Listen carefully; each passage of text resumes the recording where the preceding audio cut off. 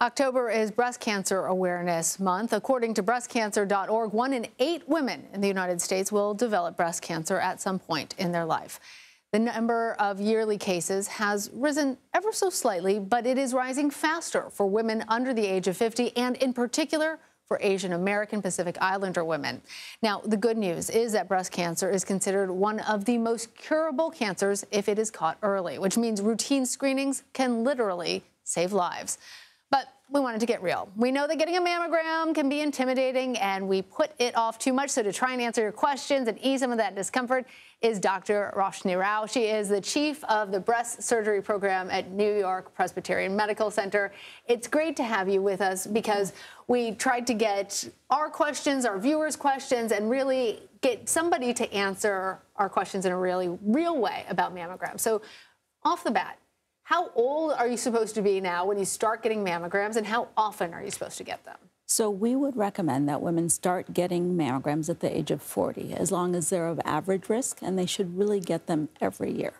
And when you say average risk, what does that mean? And does that mean that if your mother had breast cancer, you should start getting them earlier? And then at what age is that? Yeah, that's a great question. And so one of the things that's also important for women to know is what their actual risk is, because there are all sorts of factors that go into that. Did your mother have breast cancer? What age did you start your periods? What age did you have children? Did you have any? So all of those factors can be put together to come up with an individualized breast cancer risk, which will help you figure out, do you need to start potentially even earlier than 40?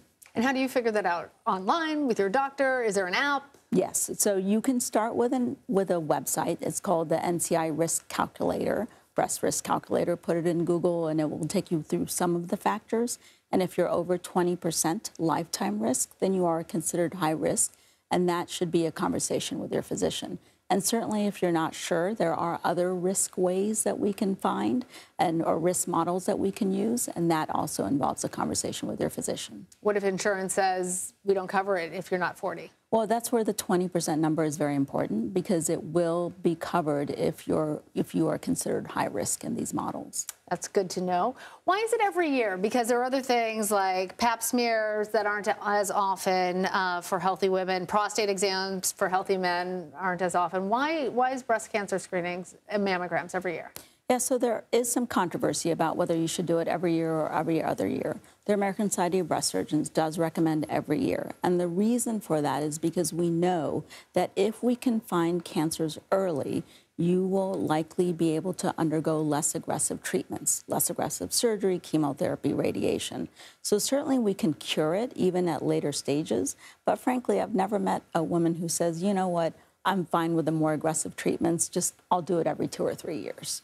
Let's talk dense breasts. There's a lot of discussion about dense breasts. Are women with dense breasts actually more at risk for breast cancer? And we know that they're more at risk or that they're more likely to get additional screenings. How important are those additional screenings? So dense breast tissue is normal. There's nothing abnormal about it. It's just active breast tissue. The issue is that if you have very dense breast tissue, it's harder for us to see things on a mammogram because cancers are generally white and dense breast tissue is also white. So it's hard for us to pick those up. If you do have dense breast tissue and if you feel a mass, it's important that you not be under a false sense of security and recognize that the mammogram may not have picked up everything and you may need to undergo ultrasound, MRI, or additional screening.